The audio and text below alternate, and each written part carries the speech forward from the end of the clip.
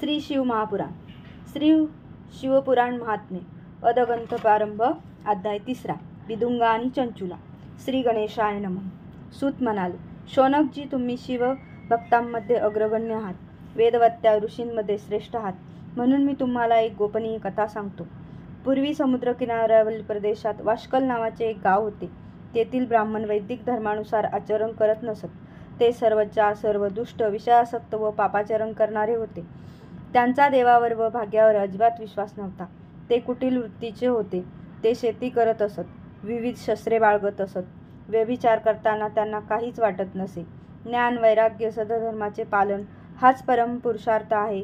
या योगे मनुष्याचे कल्याण होते ही गोष्ट त्यांना माहीतच नव्हती. थोडक्यात सांगायचे तर मनुष्य असूनही ते ब्राह्मण पशुवत वागत होते. जेथे ब्राह्मण समाजाची ही अवस्था, तेथे अन्य वर्णांविषयी काय सांगावे. त्या गावातील दुसऱ्या जातीचे लोकही स्वधर्मविमुख, वाईट कुत्सित विचारांचे, कुकर्मरत आणि व्यसनी होते. तेथील स्त्रियाही पापसक्त, स्वेच्छावर्तनी, कारस्थानी आणि व्याभिचारिणी होत्या. अशा प्रकारे त्या गावात सदव्यवहार, सदाचार, सुविचार आणि यांचे अस्तित्वच नव्हते. तेथे फक्त दुष्ट माणसेच राहत होती. वाष्कलमध्ये बिदुंग नावाचा एक ब्राह्मण राहत असे. तो अधर्मी, दुरात्मा आणि महापापी होता. चंचुला ही त्याची पत्नी. ती मात्र धर्मानुगामी होती. तिच्यासारखी सुंदर साध्वी पत्नी असूनही तो ब्राह्मण वेश्यागमन करत असे. तो आपल्या पत्नीची नेहमीच उपेक्षा करी. त्याचा सहवास न लाभल्यामुळे चंचुला कामपिडेने रात्ररात्र तळमळत राहायची. पतिव्रता धर्माला आणि स्वतःच्या चारित्र्याला कलंक लागू नये म्हणून तिने बराच काळ या सर्व क्लेशांना सहन केले. तिने आपल्या पतीचे मळ वळवण्याचा सर्वतोपरी प्रयत्न केला, पण व्यर्थ. त्याचा स्वभाव बदललाच नाही. शेवटी ती तरी किती सहन करणार. पतीच्या वागणुकीला कंटाळून तीही धर्मभ्रष्ट झाली, व्यभिचार करू लागली. काही दिवसांनी तिच्या पतीने एका शूद्र जातीच्या वेश्येशी लग्न केले आणि अन्यत्र संसार थाटला. चंचुला आपल्या पुत्राचे जमेल तसे पालन पोषण करू लागली. अशी बरीच वर्ष लोटली. बिदुंग ब्राह्मण वार्धक्याने मरण पावला. यमदूतांनी त्याला नरकात घालून अनंवित यातना दिल्या. मग त्याला पिशाच योनी जन्माला घातले. तो दुष्ट पापी ब्राह्मण भयंकर पिशाच होऊन विंध्य पर्वतात भटकू लागला. पतीच्या निधनानंतर मूढमती चंचुला आपल्या मुलांच्या संसारात रमली. एके दिवशी कुठल्या तरी पुण्य पर्वणीनिमित्त ती आपल्या भाऊबंधांसमेत गोकर्ण क्षेत्री गेली. यात्रेकरूंना तीर्थस्नान करताना पाहून तिनेही एका तीर्थात स्नान केले. मग ती जत्रेतील मौज पाहत इकडे तिकडे भटकू लागली. फिरत फिरत एका मंदिरात गेली. तेथील मंडपात एक ब्राह्मण शिवकथा निरूपण करत होता. भगवान शंकरांची परमपवित्र आणि मंगलकारक पौराणिक कथा ती लक्षपूर्वक ऐकू लागली. कथेच्या अनुषंगाने तो ब्राह्मण श्रोत्यांना उद्देशून म्हणाला, ज्या स्त्रिया व्यभिचार करतात त्यांना मृत्यूनंतर यमलोक प्राप्त होतो. यमाचे दूत त्यांचा भयंकर छळ करतात. तप्त लोखंडी सळांनी त्यांच्या गुप्तांगांना डाग देतात.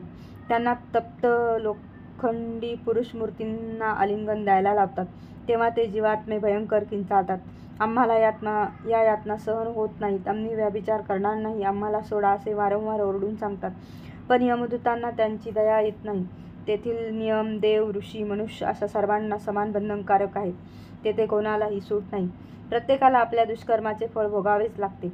म्हणून स्त्रियांनी व पुरुषांनी केव्हाही अधर्मास प्रवृत्त होऊ नये. पुराणिकांचे बोलणे ऐकून चंचुला भयाने व्याकुळ झाली. तिच्या सर्वांगाला घाम फुटला, घशाला कोरड पडली, अंग थरथरू लागले. कथा संपल्यानंतर सर्व मंडळी निघून गेली.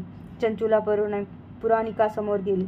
तिने त्याचे पाय धरले व म्हणाली, हे ब्राह्मण देवता, धर्माला न जाणल्यामुळे माझ्याकडे सतत दुराचार घडला आहे. तुझ्या मुखातून प्रवचन ऐकून मला माझी मरणोत्तर गती स्पष्ट दिसत आहे. माझी दुष्कर्म आठवून मी भयकंपित झाले आहे.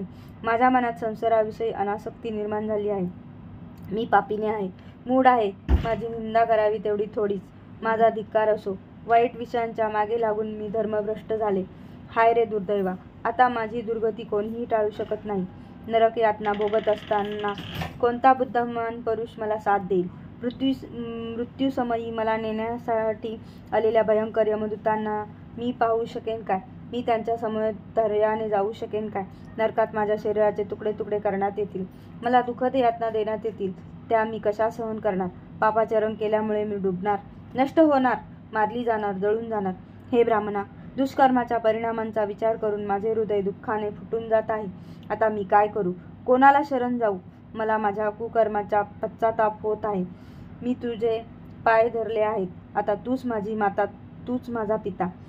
तुला माझी करुणा येऊ दे. तू मला पापमुक्त होण्यासाठी मार्गदर्शन कर. माझी निराशा नको. मी तुला मनोमन गुरु मानले आहे. तू या अबलेचा उद्धार कर. सूत म्हणाले, शौनकजी, अशा प्रकारे खेदाने विलाप करत चंचूला त्या ब्राह्मणाला एकसारखी विनवणी करू लागली. तिची अवस्था पाहून त्या विप्राला दया आली. त्याने तिला प्रेमपूर्वक उठवले. तो तिचे सांत्वन करू लागला. अध्याय 3 समाप्त. धन्यवाद भक्तगणांनो. संपूर्ण श्री शिव महापुराणाचा अध्याय 4 आपण उद्या बघणार आहोत. असेच नवनवीन अध्याय ऐकण्यासाठी आणि वाचण्यासाठी चॅनलला लाईक करा आणि सबस्क्राईब करा. धन्यवाद.